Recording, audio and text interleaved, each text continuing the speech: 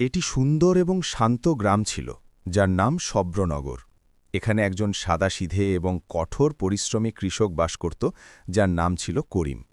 সে তার নেককার ও অনুগত স্ত্রী সকিনার সাথে একটি ছোট বাড়িতে থাকত। করিম কম কথা বলত, কিন্তু সে ছিল অত্যন্ত পরিশ্রমী মানুষ। যখনই সে তার ক্ষেতে কাজ করত, তখন তার চেহারা প্রশান্তি ও তৃপ্তিতে ভরে থাকত। সে দৃঢ় বিশ্বাস রাখত যে পরিশ্রমের প্রতিটি ফোঁটা যা মাটিতে পড়ে, আসলে তা ইবাদতের রূপে প্রভুর দরবার পর্যন্ত পৌঁছায় এবং কখনো না কখনো তার প্রতিদান পাওয়া যায়। সকিনাও তার নামের মতোই একজন পবিত্র ও নেকটার চরিত্রের নারী ছিল। তার চেহারা নূরে ভরা ছিল এবং হৃদয় শান্তিতে স্পন্দিত হতো। যখনই কোনো বিপদ আসত, তখন তার সবচেয়ে বড় অবলম্বন ছিল দোয়া এবং আল্লাহর কাছে কেঁদে কেঁদে সাহায্য চাওয়া। সে রাতের অন্ধকারেও তার জায়নামাজে বসে ঘণ্টার পর ঘণ্টা মোনাজাত করত এবং বিশ্বাস রাখত যে আল্লাহ প্রতিটি ডাক শোনেন। করিম ও সকিনার কাছে জমির একটি ছোট টুকরো ছিল, যা করিম তার মরহুম বাবার থেকে উত্তরাধিকার সূত্রে পেয়েছিল। এই জমি তাদের দাদা ও পরদাদার স্মৃতি ছিল এবং এতেই তাদের পুরো সুখ ও রুটিরুজির ব্যবস্থা ছিল। স্বামী স্ত্রী দুজনে মিলে জমিতে কাজ করত এবং যে ফসল হতো তা বাজারে বিক্রি করে তাদের মৌলিক প্রয়োজন মেটাত।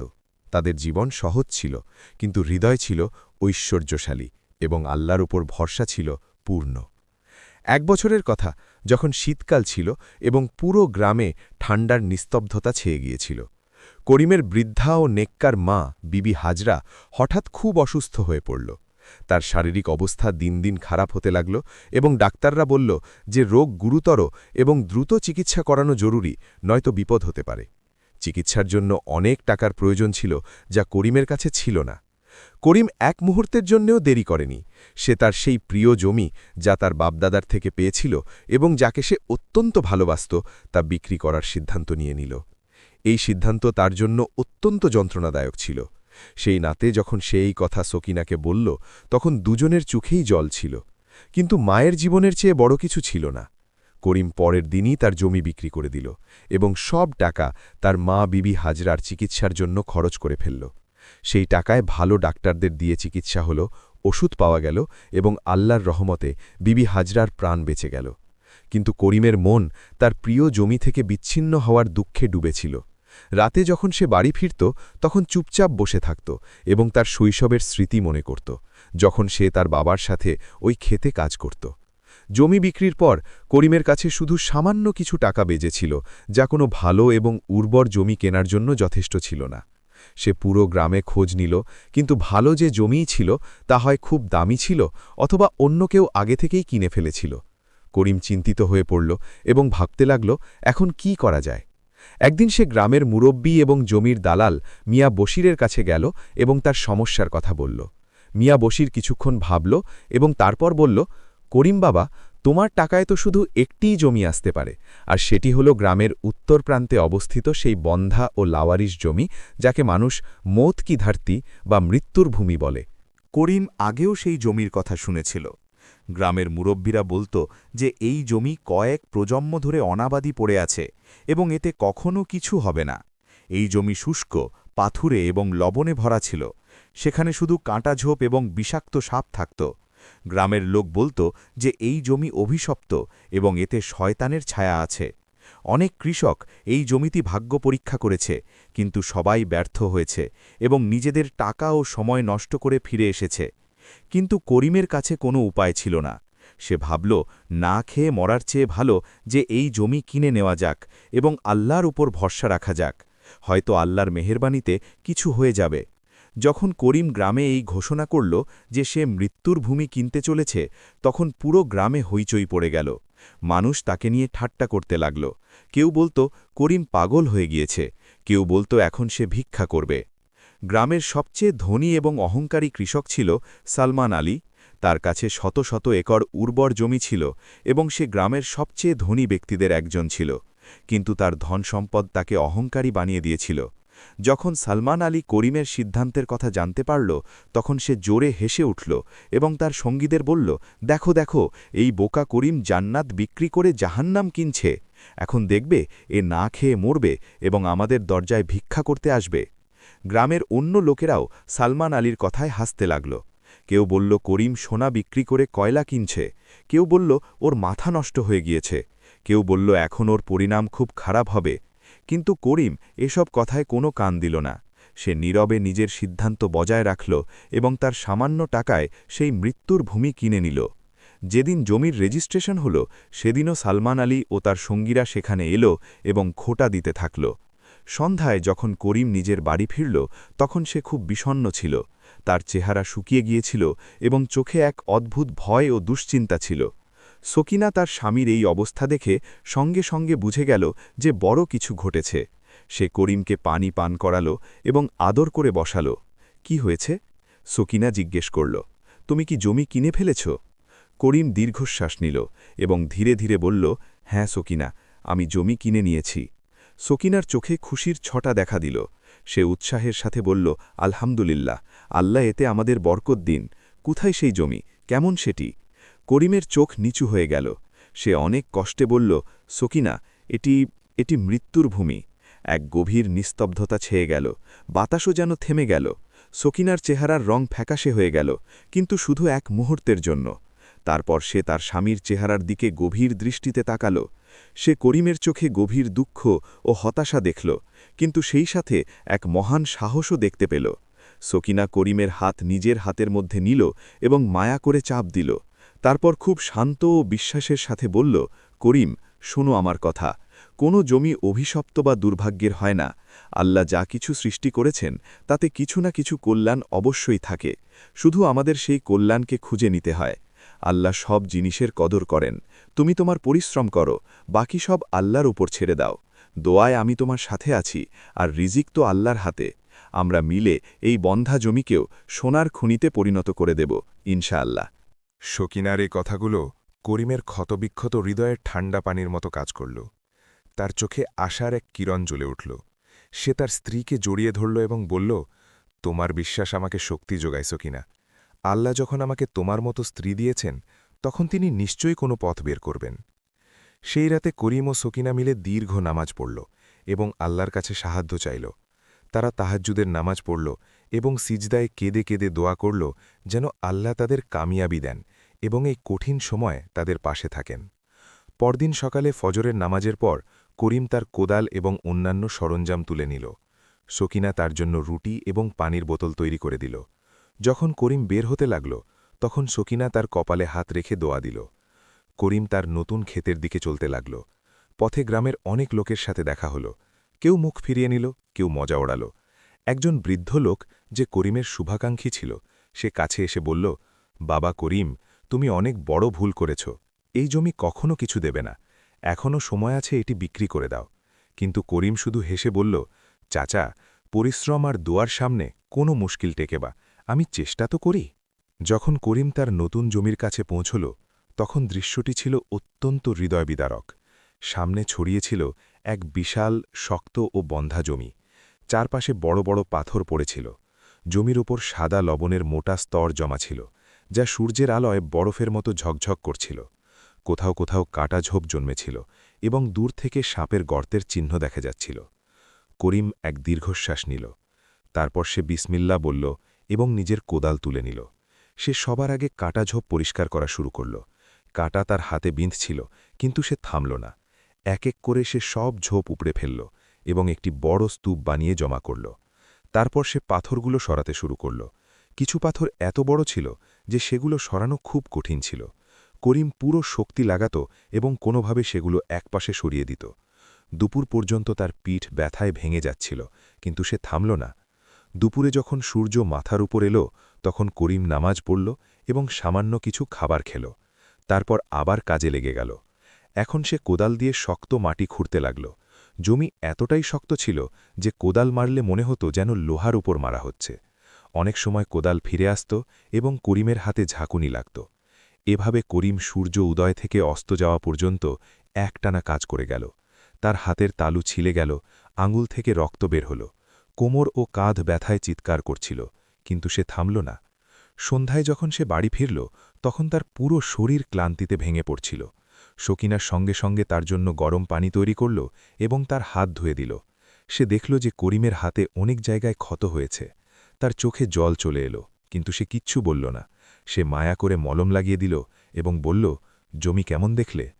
করিম ক্লান্ত হাসির সাথে বলল, খুব শক্ত সকিনা, খুব শক্ত, কিন্তু আমি হার মানব না। সেই রাতে সকিনা তার জায়নামাজ বিছাল এবং দীর্ঘ দোয়া করল। সে কাঁদতে কাঁদতে বলল, হে আল্লাহ, তুমি প্রতিটি মুশকিলকে সহজ করে দাও। তুমি মৃত জমি থেকে জীবন বের করো। আমার স্বামীর পরিশ্রমকে সফল করো। তার হাতের ক্ষতগুলো দেখো এবং তার পরিশ্রমকে বিফলে যেতে দিও না। হে প্রভু, আমরা তোমার ছাড়া কারও মুখাপেক্ষী নই। তুমিই আমাদের একমাত্র আশ্রয়।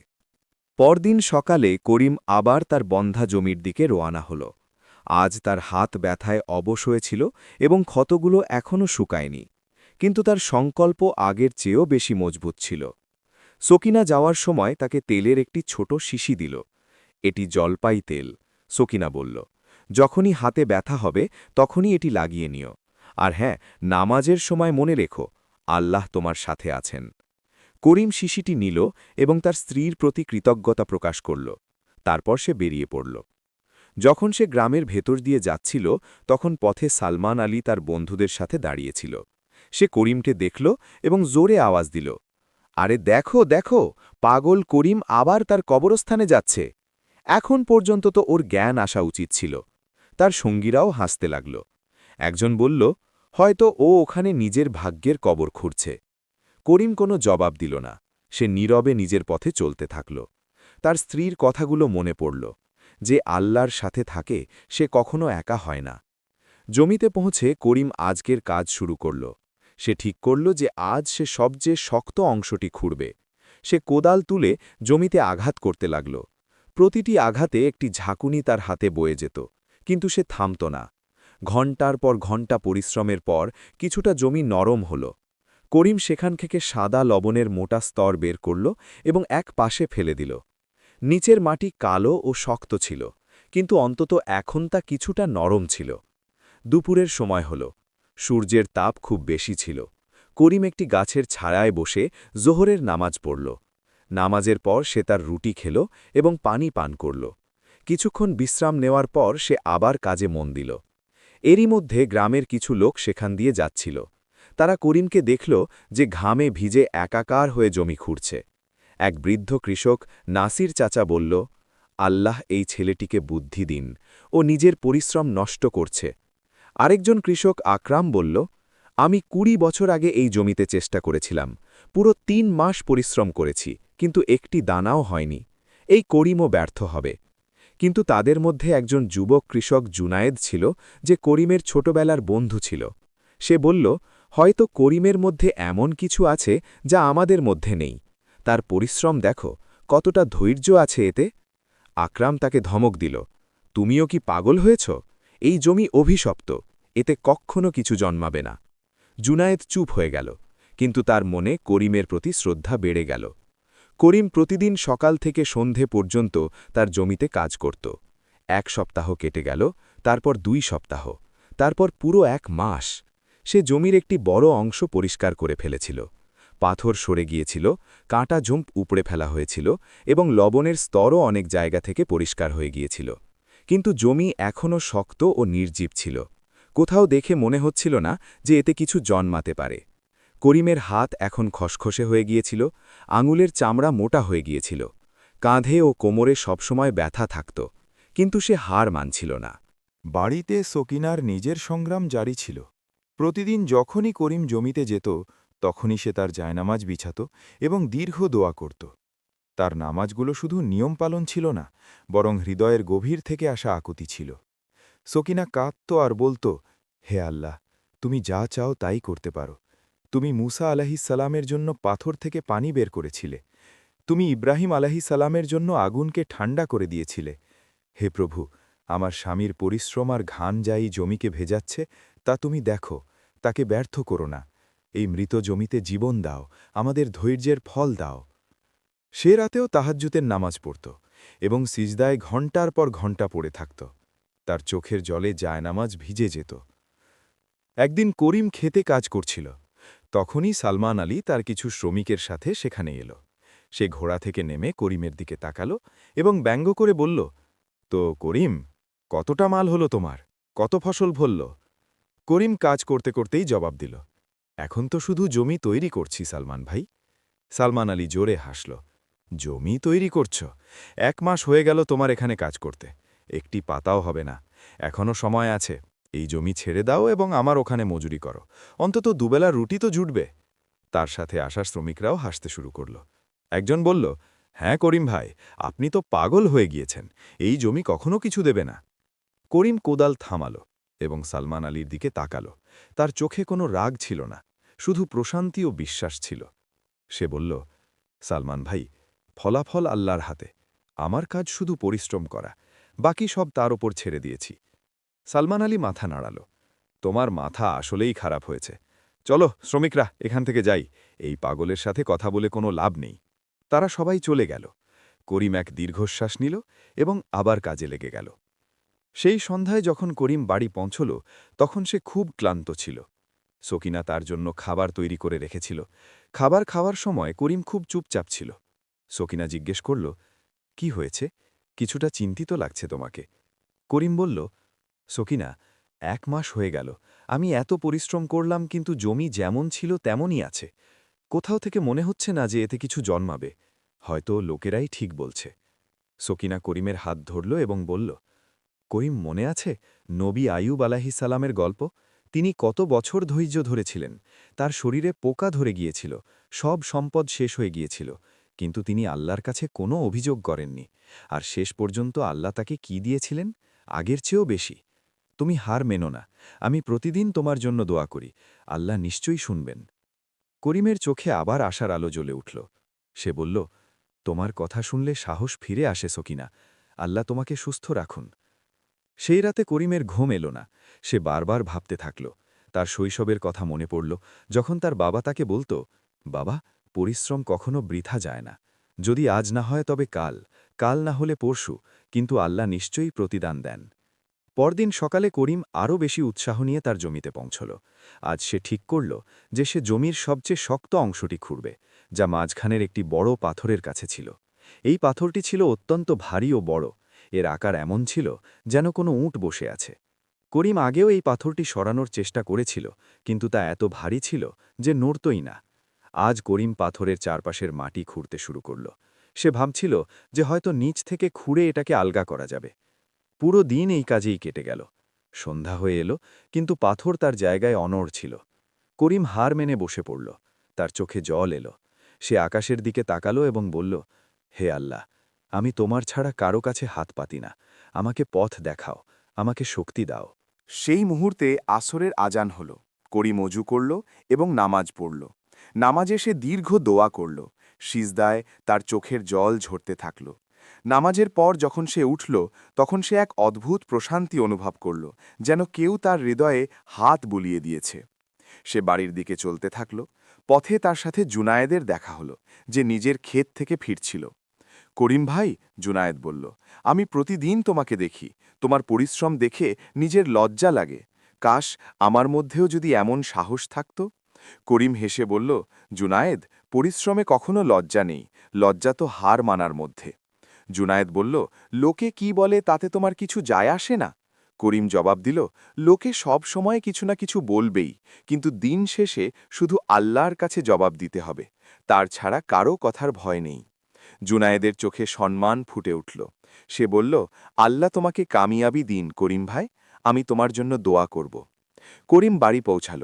সাকিনা দরজায় তার জন্য অপেক্ষা করছিল। সে করিমের চোখে ক্লান্তি ও হতাশা দেখল। সেই রাতে সাকিনা খাবার খাওয়ানোর পর করিমকে বলল, আজ আমি পুরো রাত দোয়া করব, তুমি ঘুমিয়ে পড়ো এবং চিন্তা করো না, আল্লাহ নিশ্চয়ই কোনো পথ বের করবেন। করিম ঘুমিয়ে পড়ল, কিন্তু সাকিনা সারা রাত জেগে রইল। সে অজু করল এবং জায়নামাজ বিছাল।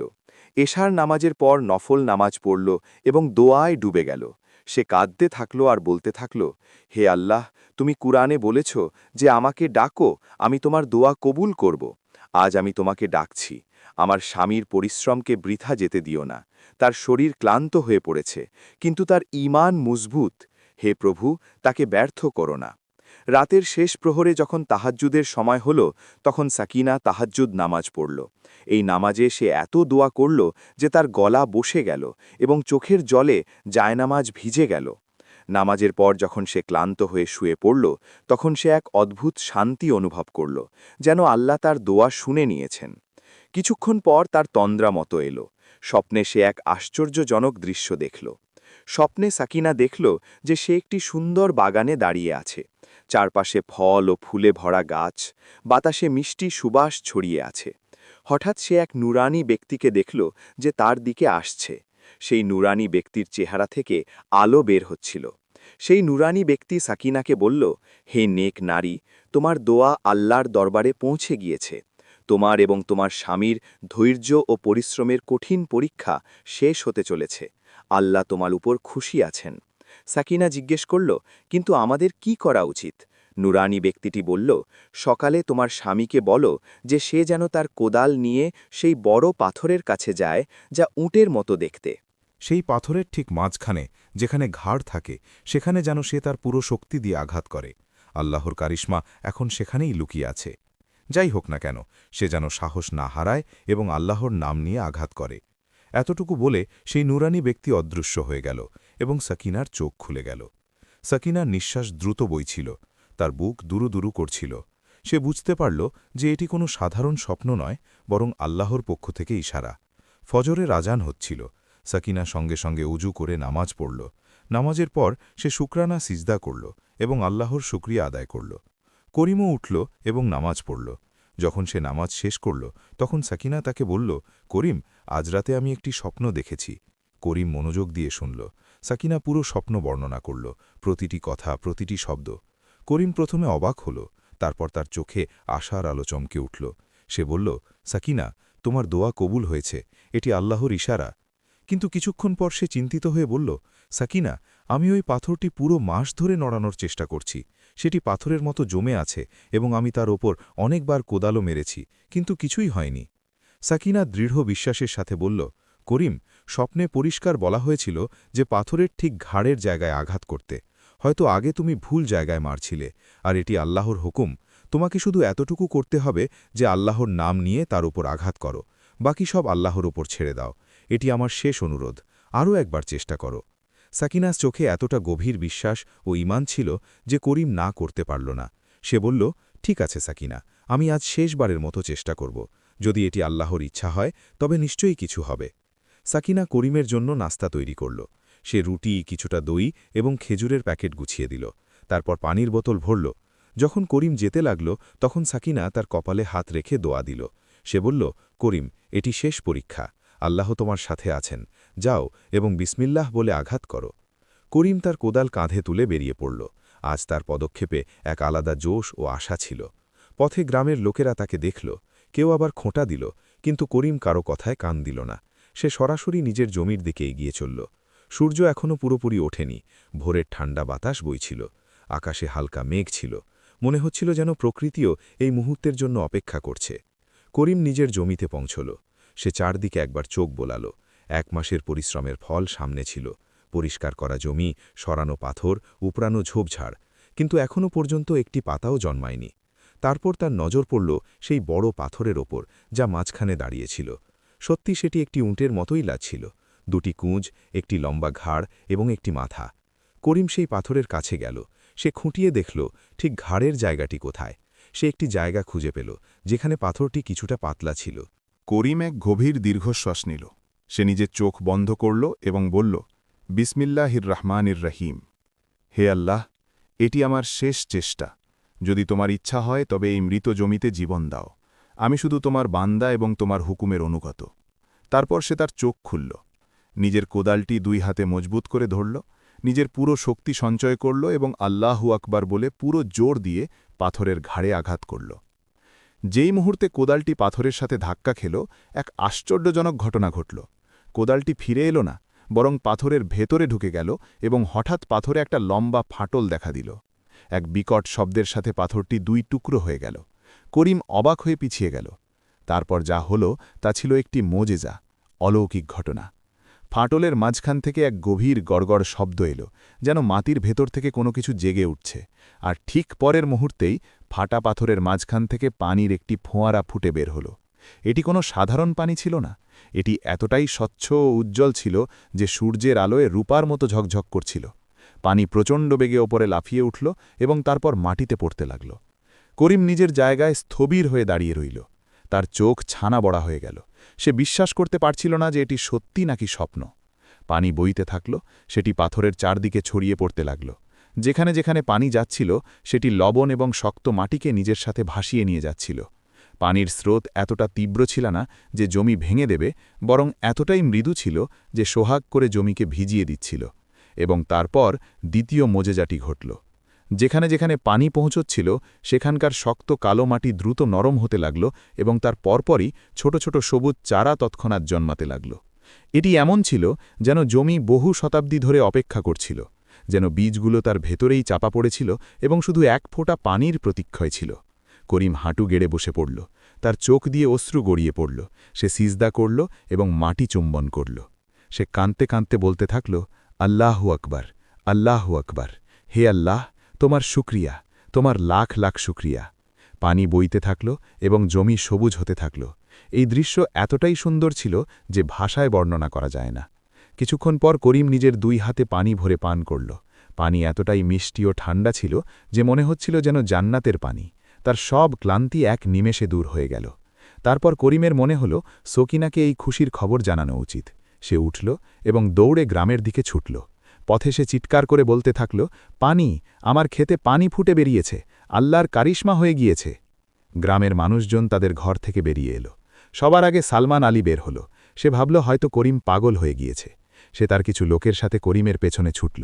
শীঘ্রই গ্রামের প্রায় সব মানুষ করিমের পেছনে পেছনে তার ক্ষেতের দিকে চলতে লাগল, কেউ উৎসুক হয়ে, কেউ অবাক হয়ে, আর কেউ ঠাট্টা করার জন্য। যখন তারা সবাই সেই মৃত্যুর ভূমির কাছে পৌঁছল, তখন যে দৃশ্য দেখল তা তাদের বোধগম্যতার বাইরে ছিল।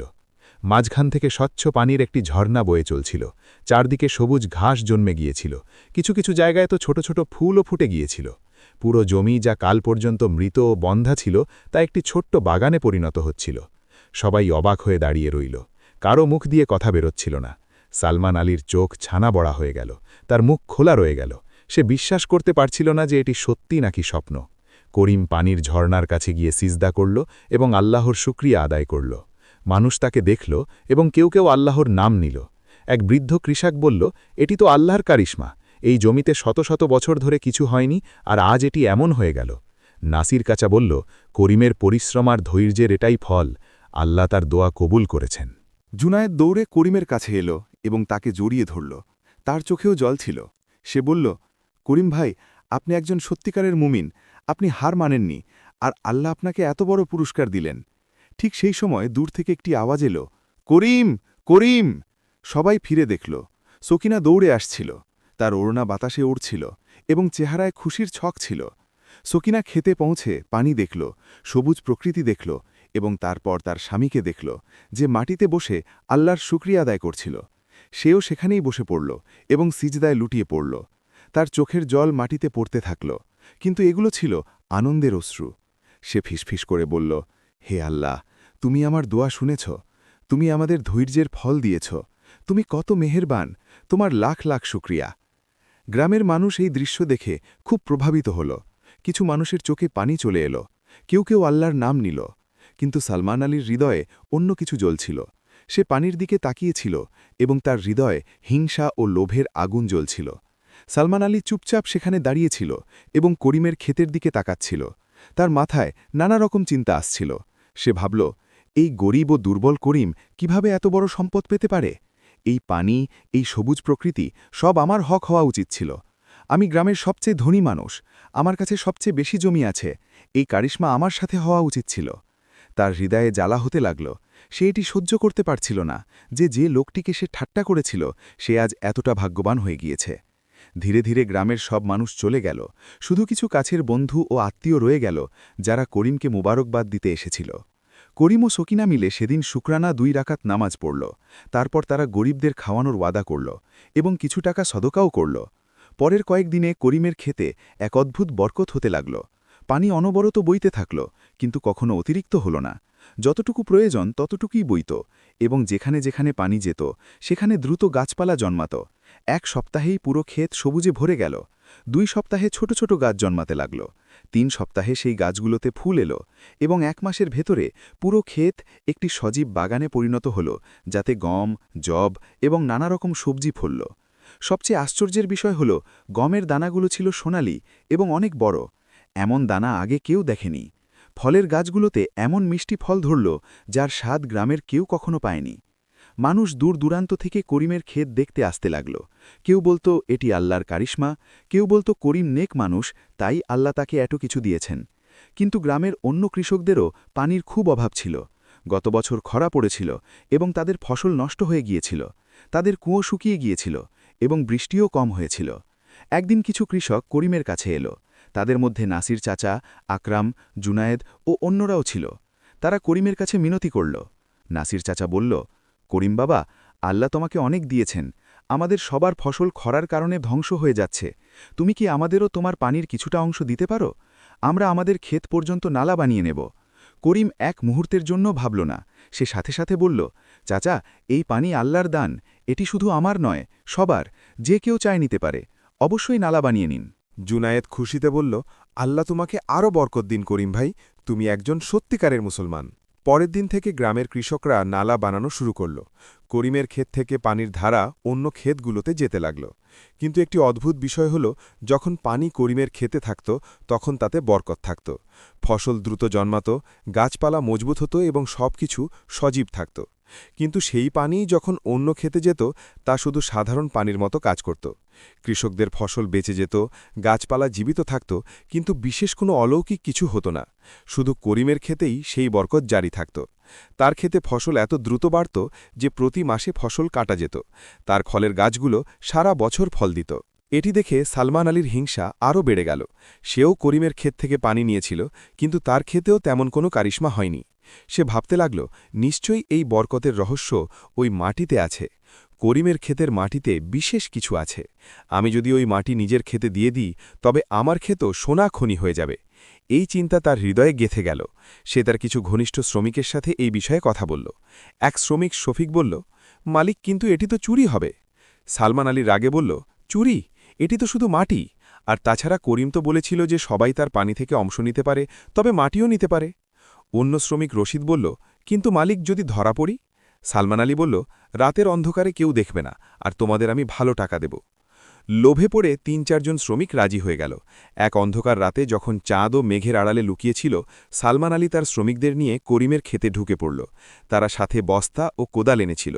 সালমান আলী বলল, সবচেয়ে বেশি সবুজ ও সজীব অংশ কোনটি? শফিক জানালো, ওই দেখুন মালিক, পানির ঝর্ণার পাশের অংশটি সবচেয়ে উর্বর। সালমান আলী হুকুম দিল, ওখান থেকেই মাটি ভরো। ৪ জন শ্রমিক কোদাল চালাতে শুরু করল। তারা সবচেয়ে ভালো জায়গা থেকে মাটি খুঁড়ল এবং বস্তায় ভরতে শুরু করল। পুরো ১০ বস্তা ভরে নিল।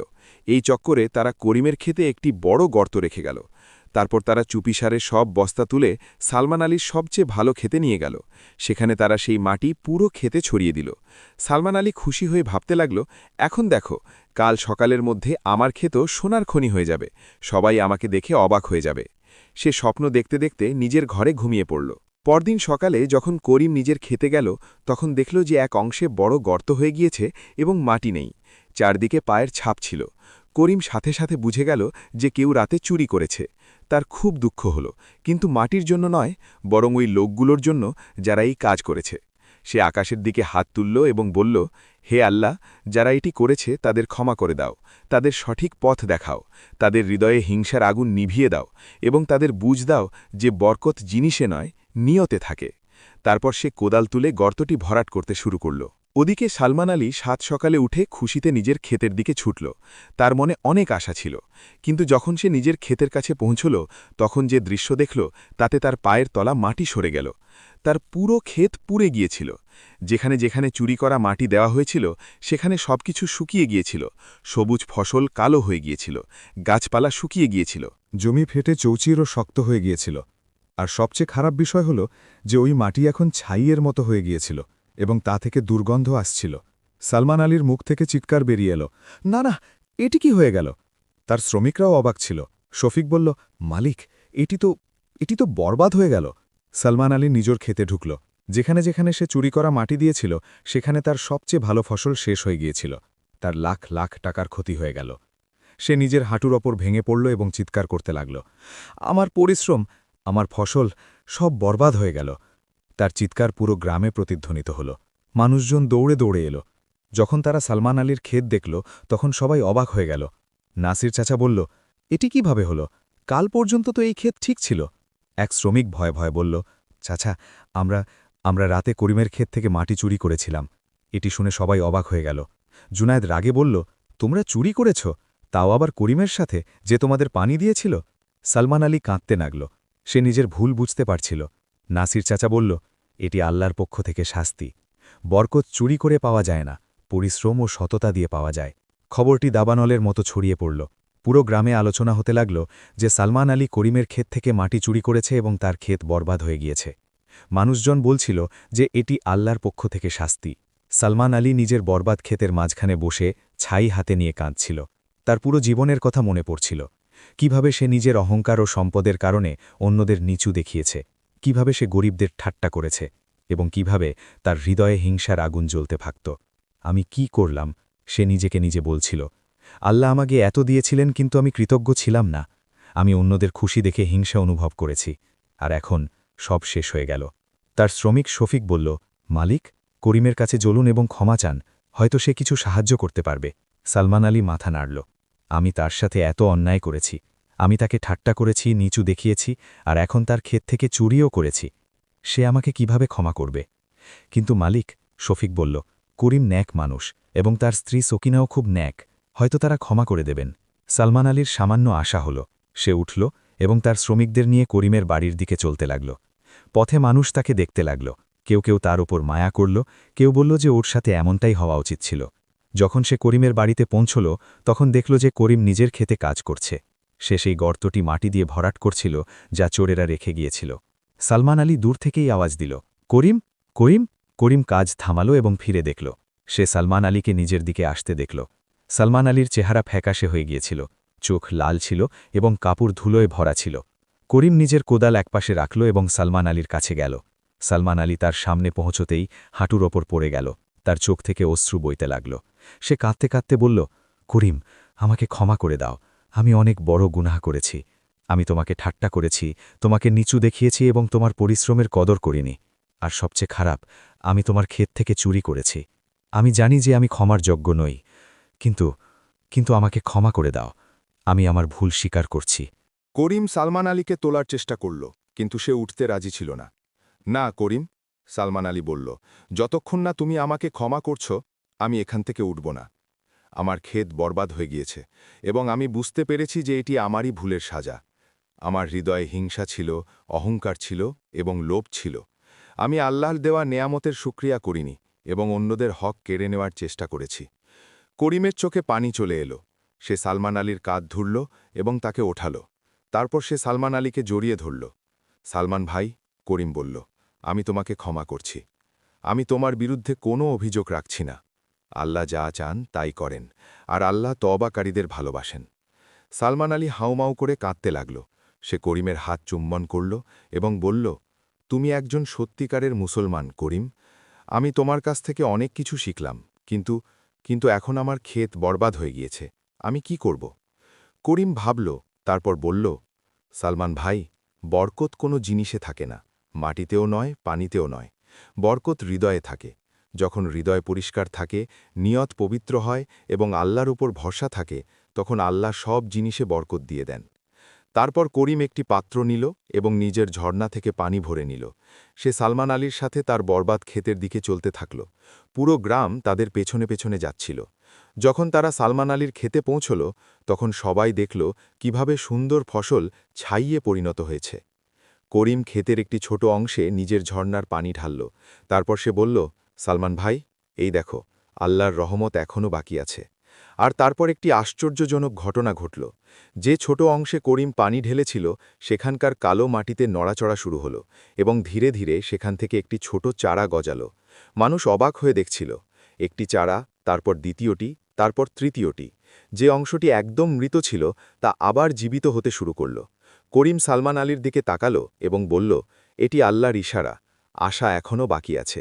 যদি তুমি সত্যিকারের তওবা করো, নিজের হৃদয় পরিষ্কার করো এবং পরিশ্রমের সাথে কাজ শুরু করো, তবে আল্লাহ তোমাকেও দান করবেন। সালমান আলী সেখানেই হাঁটুর ওপর বসে পড়ল এবং আল্লাহর কাছে ক্ষমা চাইতে লাগল। সে বলল, হে আল্লাহ, আমি গুনাহগার, আমি অহংকার করেছি, হিংসা করেছি এবং চুরি করেছি, আমাকে ক্ষমা করে দাও। আমি ওয়াদা করছি যে এখন থেকে নিজের জীবন বদলে দেব। আমি নেক মানুষ হব এবং অন্যদের সাহায্য করব। গ্রামের মানুষজনও আল্লাহর নাম নিল। কিছু মানুষের চোখে পানি ছিল। নাসির চাচা বলল, এটিই তো আসল শিক্ষা। আল্লাহ প্রত্যেককে সুযোগ দেন, শুধু তওবা সত্য হতে হয়। সেই দিনের পর সালমান আলী বদলে গেল। সে তার বাকি থাকা ক্ষেতগুলোতে আগের চেয়েও বেশি পরিশ্রম শুরু করল। সে নিজের অহংকার ছেড়ে দিল। সে গরিবদের সাহায্য করতে লাগল এবং করিমের কাছ থেকে ধৈর্য ও পরিশ্রমের পাঠ নিতে লাগল। করিম সালমান আলীকে তার ঝর্ণা থেকে পানি নেওয়ার অনুমতি দিয়ে দিল। ধীরে ধীরে সালমান আলীর ক্ষেতগুলো আবার জীবিত হতে লাগল। সেগুলো আগের মতো না হলেও অন্তত ফসল জন্মাতে লাগল। সময় বয়ে গেল, করিম ও সাকিনার জীবন সুখের হয়ে গেল। তাদের ক্ষেতে অনবরত বরকত হতে থাকল। তারা তাদের ফসলের একটি বড় অংশ গরিবদের মধ্যে বিলিয়ে দিত, মসজিদের মেরামতে সাহায্য করত এবং অভাবীদের সাহায্য করত। করিমের ক্ষেত গ্রামের জন্য বরকতের চিহ্ন হয়ে গেল। মানুষ দূর দূরান্ত থেকে এসে সেটি দেখত এবং বলত, এটি সেই জমি যা মৃত্যুর ভূমি নামে পরিচিত ছিল আর এখন জান্নাতের বাগান হয়ে গিয়েছে। সাকিনার দোয়াগুলোর প্রভাবও সবাই দেখতে পেত।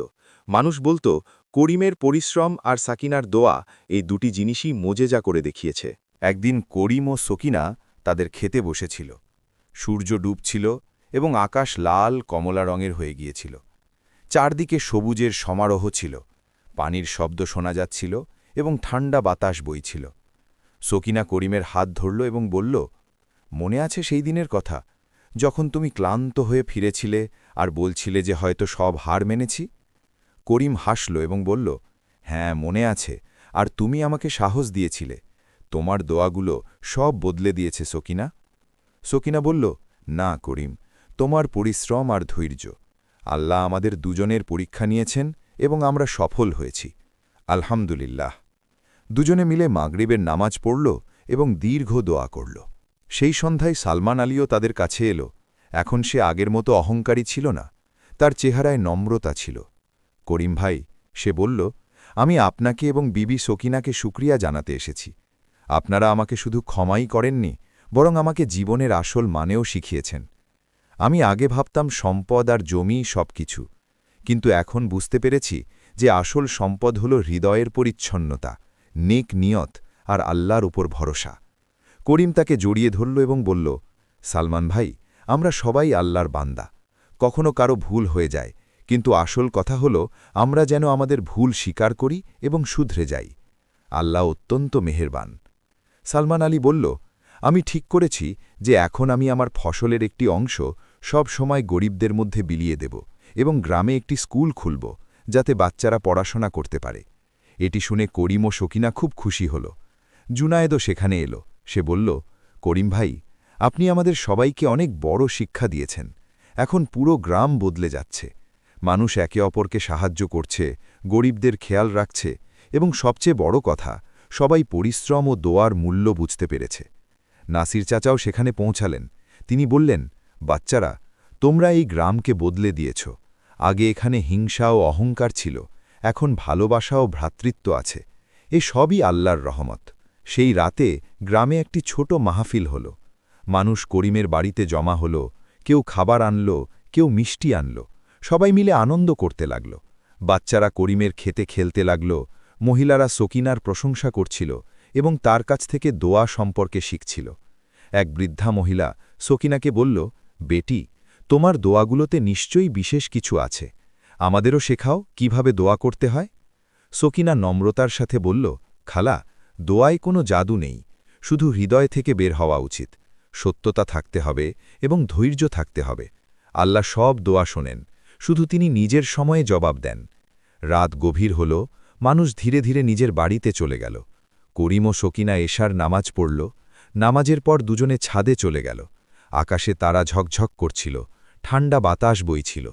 সকিনা করিমকে বলল, জানো, যখন আমি প্রথমবার শুনেছিলাম যে তুমি মৃত্যুর ভূমি কিনেছ, তখন এক মুহূর্তের জন্য ভয় লেগেছিল, কিন্তু তারপর আমার বিশ্বাস হয়ে গেল যে আল্লাহ এটি আমাদের পরীক্ষার জন্য করেছেন।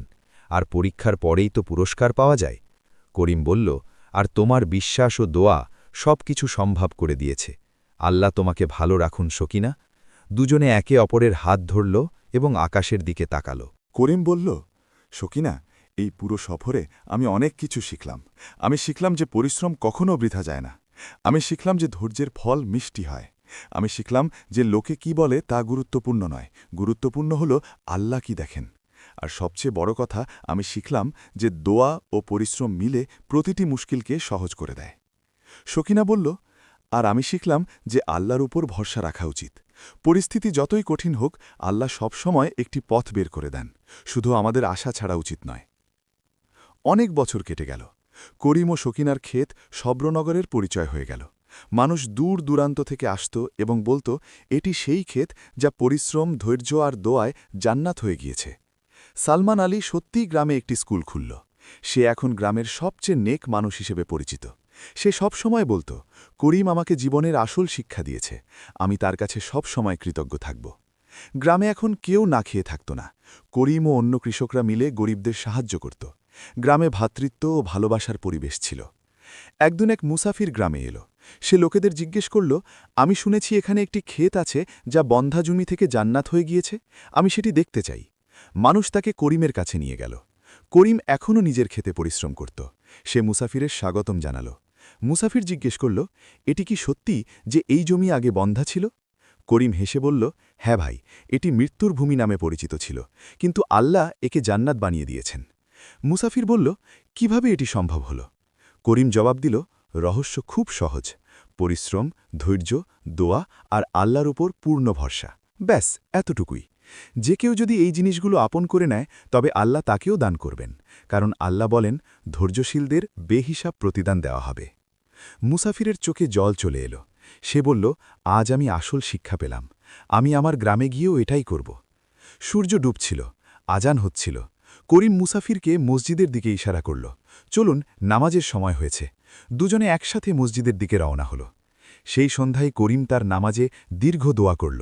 সে আল্লাহর শুকরিয়া আদায় করল এবং বলল, হে আল্লাহ, তুমি আমাকে এত দিয়েছ যে আমি গণনা করতে পারব না। তুমি আমাকে মুশকিলের ভেতর দিয়ে নিয়ে গিয়েছ, কিন্তু তারপর এত দিয়েছ যে আমি অবাক। আমার স্ত্রীকে ভালো রেখো, আমার গ্রামকে খুশিতে রেখো এবং সবাইকে হেদায়েত দাও। আমিন। নামাজের পর যখন সে মসজিদ থেকে বেরোল, তখন চাঁদ উঠে গিয়েছে। রাতের ঠান্ডা বাতাসে সুবাস ছিল, তার ক্ষেতের ফুলের সুবাস। করিম আকাশের দিকে তাকাল এবং হাসল। তার পুরো জীবনের কথা মনে পড়ে গেল। সেই দিন যখন সে তার পুরনো জমি বিক্রি করেছিল, সেই দিন যখন সে মৃত্যুর ভূমি কিনেছিল, সেই মাস যখন সে রোজ পরিশ্রম করত আর কিছুই জন্মাত না, সেই রাত যখন সকিনা সারা রাত দোয়া করেছিল, আর সেই সকাল যখন পানি ফুটে বের হয়েছিল। আলহামদুলিল্লাহ, সমস্ত প্রশংসা আল্লাহর, সে বলল। সব কিছু আল্লাহর ইচ্ছায় হয়েছে। আর এভাবেই আমাদের গল্প শেষ হয়, কিন্তু এই গল্পের বার্তা সব সময় বেঁচে থাকবে। এই গল্প আমাদের শেখায় যে পরিশ্রম কখনো বৃথা যায় না। ধৈর্যের ফল সব সময় মিষ্টি হয়। দোয়া ও ইমানে অনেক শক্তি থাকে। হিংসা ও অহংকার মানুষকে বরবাদ করে দেয়। তওবা করতে কখনো দেরি হয় না। আল্লাহর উপর ভরসা রাখা মানুষ কখনো ব্যর্থ হয় না। আসল বরকত জিনিসে নয়, হৃদয়ের পরিচ্ছন্নতায় থাকে। করিমের মৃত্যুর ভূমি জান্নাত হয়ে গেল, কারণ তাতে পরিশ্রমের ঘাম, ধৈর্যের অশ্রু আর দোয়ার বরকত মিশেছিল। আজও সেই ক্ষেতটি আছে। মানুষ সেটি দেখতে যায় এবং বলে, এটি ক্ষেত নয়, এটি একটি শিক্ষা, একটি জীবন্ত উদাহরণ যে আল্লাহর সাথে কোনো কিছুই অসম্ভব নয়। তো বন্ধুরা, যদি আপনার জীবনেও কোনো মৃত্যুর ভূমি থাকে, কোনো মুশকিল, কোনো সমস্যা, কোনো ব্যর্থতা, তবে হিম্মত হারাবেন না। পরিশ্রম করুন, ধৈর্য ধরুন, দোয়া করুন এবং আল্লাহর ওপর ভরসা রাখুন। আল্লাহ নিশ্চয়ই আপনারও মৃত্যুর ভূমিকে জান্নাতের বাগান বানিয়ে দেবেন, ইনশাআল্লাহ। যদি এই গল্পটি আপনার ভালো লেগে থাকে, তবে অন্যদের সাথে শেয়ার করুন। হতে পারে কেউ এটি থেকে সাহস পাবে, কেউ শিক্ষা পাবে, আর কারো ঈমান মজবুত হয়ে যাবে। আল্লাহ আমাদের সবাইকে ধৈর্য, পরিশ্রম ও নেক নিয়তের তৌফিক দিন। আমিন। এই গল্প আমাদের মনে করিয়ে দেয় যে প্রতিটি কষ্টের পর স্বস্তি আছে, প্রতিটি রাতের পর সকাল আছে এবং প্রতিটি পরীক্ষার পর পুরস্কার আছে। শুধু প্রয়োজন আল্লাহর ওপর পূর্ণ বিশ্বাসের, নিজের পরিশ্রমের ওপর আস্থার এবং ধৈর্যের। করিম ও সকিনার গল্প আজও মানুষকে প্রেরণা দেয় এবং সব সময় দিতে থাকবে, ইনশাআল্লাহ।